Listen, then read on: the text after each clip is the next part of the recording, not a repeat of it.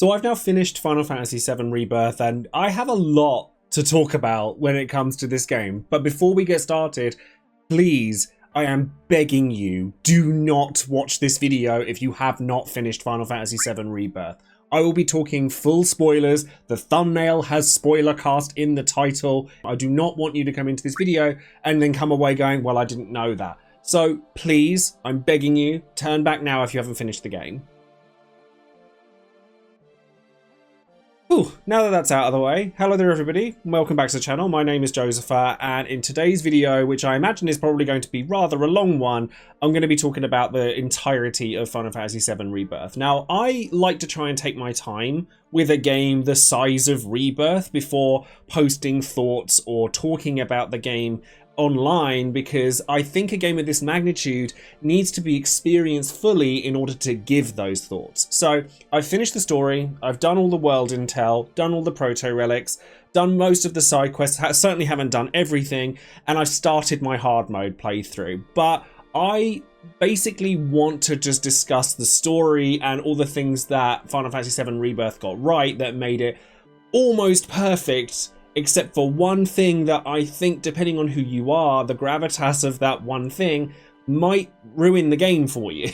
But before we go into that particular big thing, I want to reiterate just how much I did enjoy Rebirth. I am by no means a hater of any stretch, and even though I finished the game, I fully intend to return to it, to Platinum Trophy the game, with feat that's likely to take me hundreds of hours, because I actually enjoyed the game that much. So before I go into this big discussion I want to have with people who finished it, I want to absolutely gush about all the things that the game got right, because there's a lot of it. So combat was already really good in Final Fantasy VII Remake, and it feels like the natural progression of the ATB system that works and is engaging for modern players who don't necessarily want a turn-based experience. I do actually think that there's a lot of challenge in the harder difficulties of the game, and the legendary Intel combat simulator missions are genuinely really challenging, and the secret boss for getting all of the proto relics and doing everything that comes after it, also really cool. But Rebirth actually expands on this perfectly. Like, there's so many little quality of life changes that I love. The synergy abilities and skills are a fantastic addition to this game, because it just makes the interaction between the characters feel more cohesive.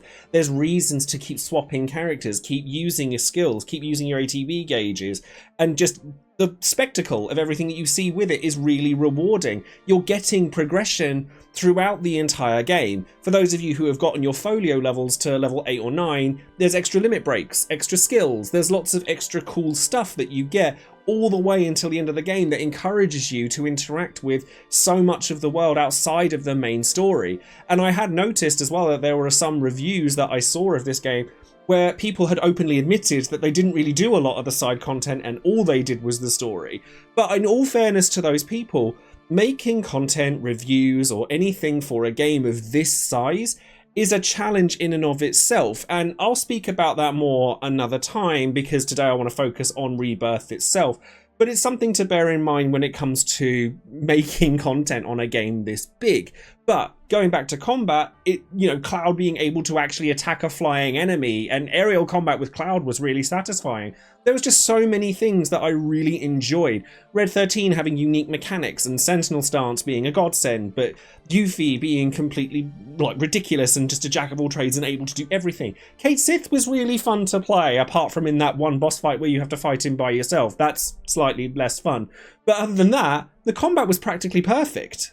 So this will sound silly, but one of my favourite things about JRPGs, particularly older ones, was their ability to go from melodrama to kitsch at the snap of a finger.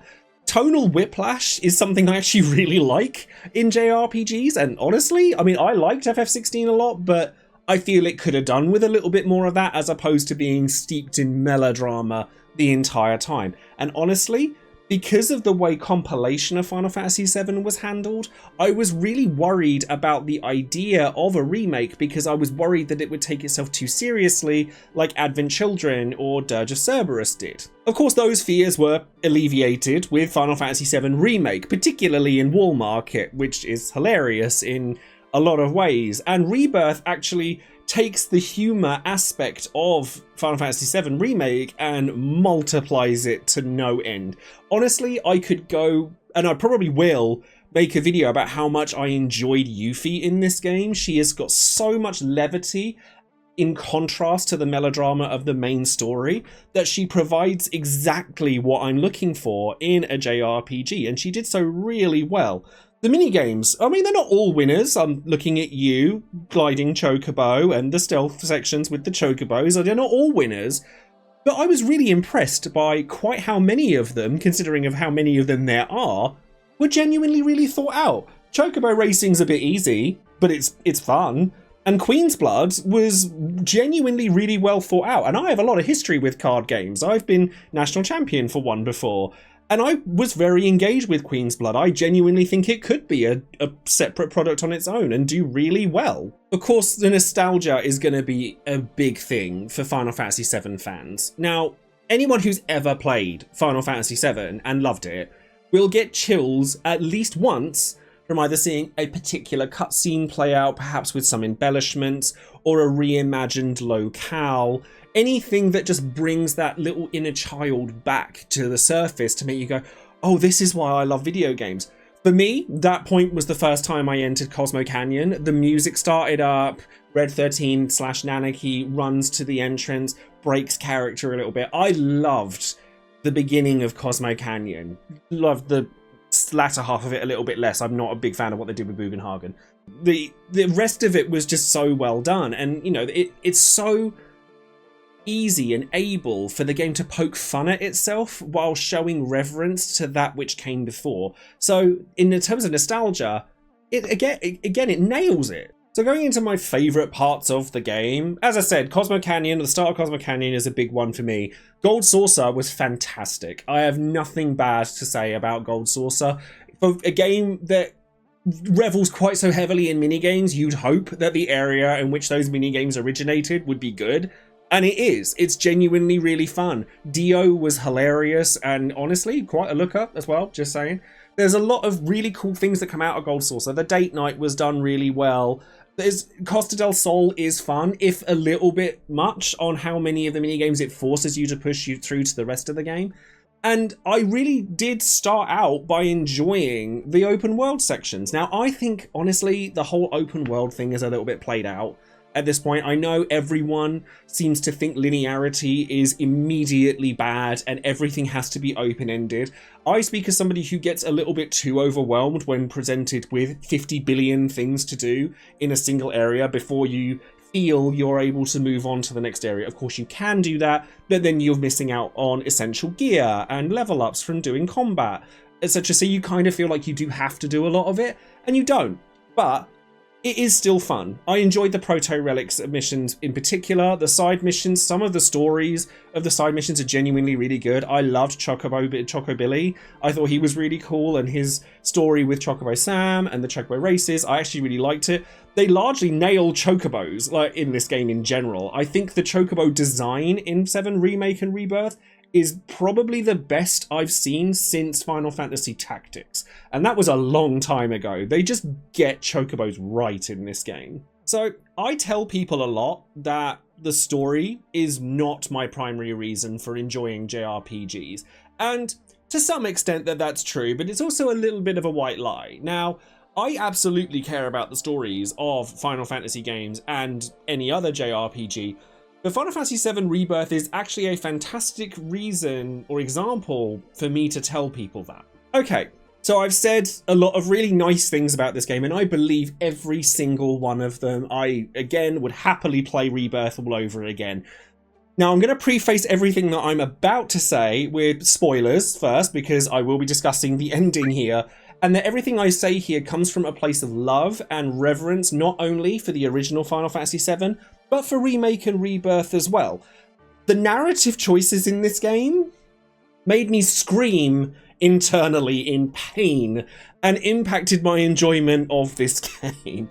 Not enough for me to say it's anything less than a fantastic game, but enough to make me reiterate my stance on saying that story is not the only reason to love a JRPG. And if it is the primary reason, the gravitas of my reaction towards the choices made in Final Fantasy VII Rebirth could have almost ruined the game entirely for me, much like it did for Bayonetta 3 and a little bit Kingdom Hearts 3 too.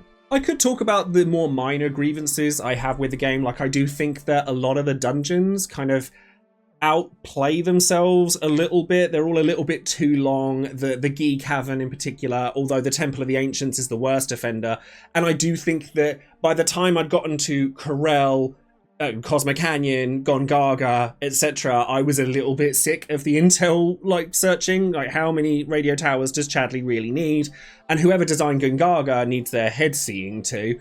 But they are largely minor inconveniences in what I spent 80 hours just loving from start to finish. But the story is a much, much bigger part of the game, and one that I think other people will feel very strongly about. Maybe not as strongly as I. Honestly, I'm just scared to talk about the story because I'm worried I'm going to get crucified for it. It's so difficult to go into a reimagining of a beloved story without feeling some kind of jaded as someone who loves the original. Am I being a little bit too overprotective and nostalgic for my own good? I mean, I don't think so, personally. I actually really liked Remake's ending. I thought that Zack's survival was interesting. It certainly piqued my interest to go, oh, I wonder where this is going. Obviously, lots of people had their theories about sort of alternating timelines and how it's all going to cross over, etc. And it just makes you think, well, I wonder how this is going to impact the story later. Well, spoilers, again, last chance, it doesn't. Zack's reappearance in the story left this pull over Final Fantasy VII Rebirth. Like, every time I felt something really strong for something that was happening in the game, either for nostalgia reasons or just because it was presented so well, I kept waiting for the other shoe to drop. Like, I know this big thing is coming and it's probably all going to be sort of backloaded into the very final scenes of the game, which it was. There's little bits and pieces that keep coming up, like Zack is alive, it's not explained really as to what's going on. It remains not explained really very well until the very end of the game, where it stays even more convoluted. Biggs apparently survived in his own timeline, knows everything about what happened in Remake, but turns up in an alternate timeline where the sky's got a rip in it, and Zack's there and doesn't know what's going on. Cloud is sort of present in both timelines, maybe every timeline. Aerith is also... It's an absolute mind-buggery. Now, if there's one word that I cannot stand in narratives, it's the word multiverse. I think that multiverses are essentially narrative capitalism, where you are expected to understand something through sources outside of the product that you're trying to focus on. So, Marvel, for example. You watch this TV show? Well, you need to have watched all these other TV shows to understand what's going on. You want to know who this character at the end of Kingdom Hearts 3 is that pops up out of nowhere to save you? Hope you've played Kingdom Hearts Union Cross. And Final Fantasy VII Rebirth does this probably the worst I've ever seen. And it genuinely pained me in Chapter 4, right at the beginning of the game, the second Glenn turned up. Now, I'll get back to Glenn in a minute, because he honestly ticked me off even more than the ending did. But the ending for Final Fantasy VII Rebirth just dives into this crazy time warping, dimension shifting. The reunion is actually about the convergence of worlds, except it's not, because no one's aware of it, except everyone's aware of it. Did Aerith die? Did Aerith not die? Yes, she did, except like Tifa sees multiple timelines at the same time because she glitches out and sees both Aerith dead and alive. Cloud sees her and no one else can, but he can talk with her, so he's either crazy or she's really there, and both he and her have awareness of alternate timelines and dimensions. I can't with this. It's too overcomplicated to the point where nothing has actually changed in the story. There's just been loads of extra fluff put in seemingly only for one reason. Now, this is where I feel like the fans are going to come for me, and this is a knee-jerk reaction to me having just finished the game. But it seems to me that the whole point of the defying fate aspect of Remake, Rebirth, and whatever the third game is pointless. While Zack comes in and saves the day-ish with Cloud and the party for the final fight against Bizarro Sephiroth, which was very cool to see, by the way, he kind of jumps in, does his thing, and then leaves, and then everything continues as normal. So I can't help but wonder, what is the narrative purpose of Zack in this situation? You could have not had Zack appear at all, you know, the character that is on the box art of the game, and nothing would be any different. The only reason I can think of to put in there is to pander to Zack fans. I genuinely feel for people who are going into Rebirth having not played any other Final Fantasy game, because honestly, where there was a lot of marketing and stuff that said you don't need to play any other FF7 game, you can easily just start with Rebirth, absolutely not. 100% no, I don't agree with that in the slightest. For starters, if you've only played Remake and even Crisis Core Reunion, shall we say, and gone into Rebirth, the beginning of that game is going to be really confusing to you. The ending of that game is going to be an absolute screw with your head type situation, especially considering how many people, even those who haven't played Final Fantasy VII, knows about Aerith dying in Final Fantasy VII. So it's going to be even more confusing. And then you have characters like Nero and Sonon show up in Yuffie's bit in the Temple of the Ancients. Well, you need to have played Integrate to know what's going on there. Cissnei turns up and is a massive sort of fan servicey moment for people who played Crisis Core and liked Cissnei, but you kind of need to have played that game to know who Cissnei is. Like, otherwise she's just a bit of a throwaway character, which I don't have an issue with, certainly not to the level that I have an issue with Glenn. All of this just begs the question to me, who was this ending written for? It certainly isn't for new players, because they're not going to have a clue what's going on, and it's definitely not for existing players of Final Fantasy VII, because you already had a lot of people that weren't very happy with the ending of Remake. I was actually not one of those people, but you kind of doubled down on it in a way that just made no sense, because you were going to go back to what you had before anyway. So, going back to what I was saying about Kingdom Hearts Union Cross and sort of, you know, multiverse capitalism, as it were, where does Glenn come from? Ever Crisis. First Soldier. Mostly Ever Crisis, because First Soldier didn't really have a storyline. And the importance of Glenn's character in Rebirth is very paramount, and yet there is no explanation given as to who he is, apart from a line that is casually dropped in at the end of the game that heavily implies that he is Cloud's father. You would only know anything about Glenn if you've played Ever Crisis. Now, I have played Ever Crisis, sadly, didn't really like it, but that's not the point. And I know more about Glenn, and so I've had conversations with other people who have finished the game that's like, what's the deal with this guy? I'm like, oh, he's Cloud's dad. And they're like, what? Why isn't that shown? I mean, maybe it's the implication is that he's Sephiroth's adopted father, but I'm pretty sure that's not what they're going for with that line.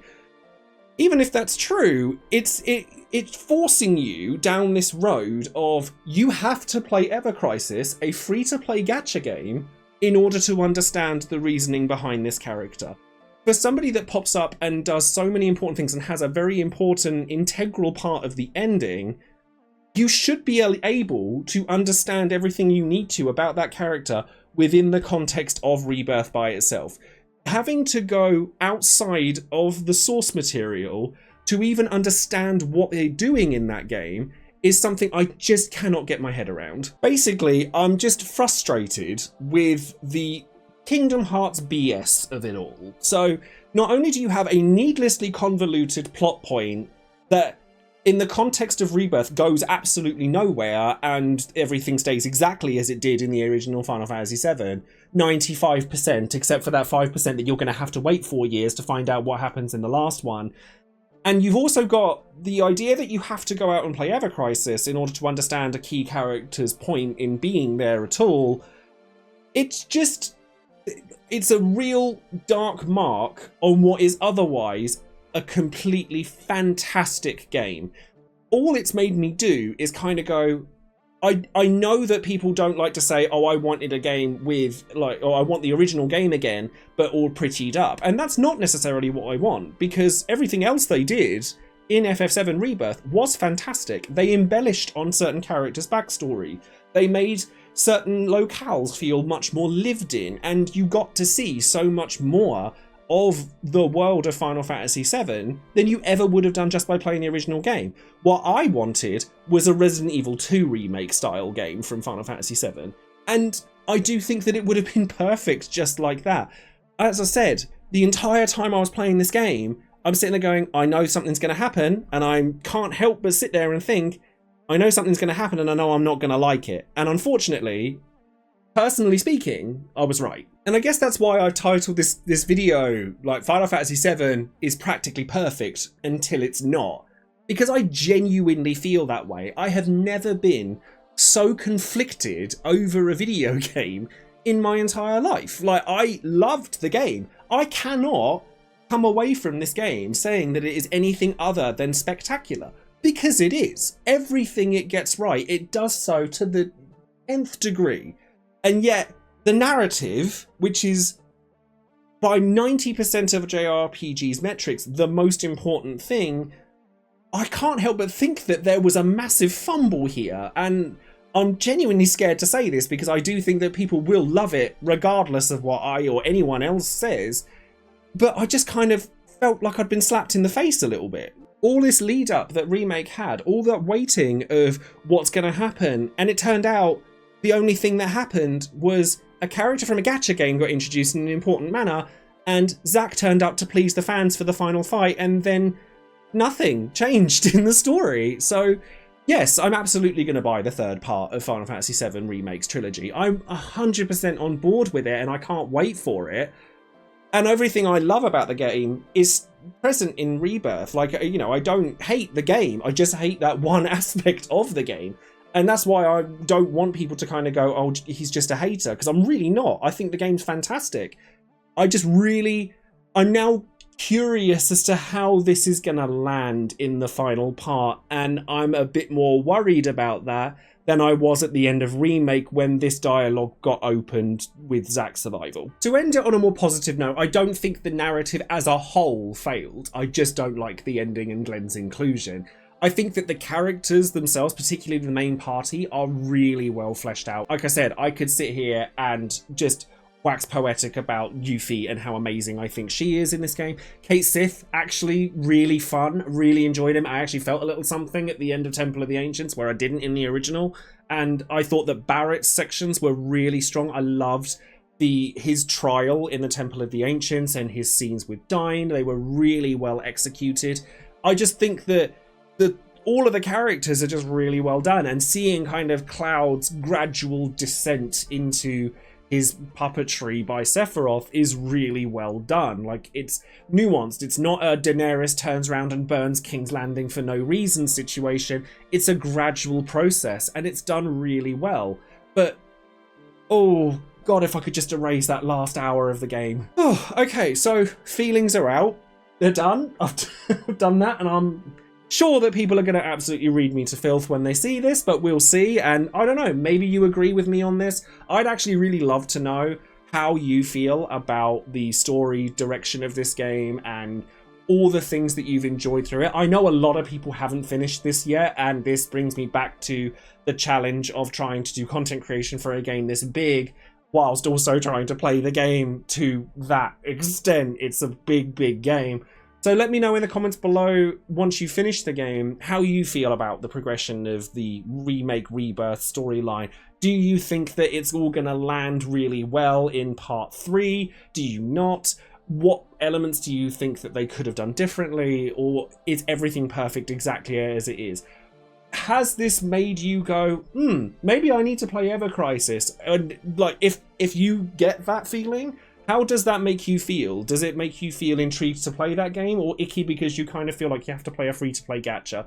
All of that stuff, just leave a comment down below and let me know what you think. And if you're not sure what to say, just say algorithm, because it's very helpful to me as a content creator and I appreciate you greatly for it. So yeah, that's most of my thoughts. I'm sure I've probably forgotten or missaid something in this video. I just wanted to come on and get my thoughts out into the ether about this game and how amazing it is, except for that one thing, and just lay it all out. And hopefully it's not gonna make me sound too much of a dick. God, I really, really hope that people who haven't finished the game don't watch this. I really do. But thank you very much for watching regardless. If you enjoyed what you saw here today, do leave a like, subscribe to the channel, and perhaps click on the bell for notifications for any future videos I might be making. I will be making videos on Rebirth for a while, and then I'm actually going to take a little break from content creation, and I'm going to explain why in the coming days. And yeah, if you really like what you're seeing here, then perhaps consider clicking on the Patreon link in the description box below for relations to my artwork and the stuff that I do with that my patrons can get access to. You can tell I'm already really tired by ranting about this ending. So thank you very much. I will leave the video there and I'll see you next time. Take care, everyone. Bye bye.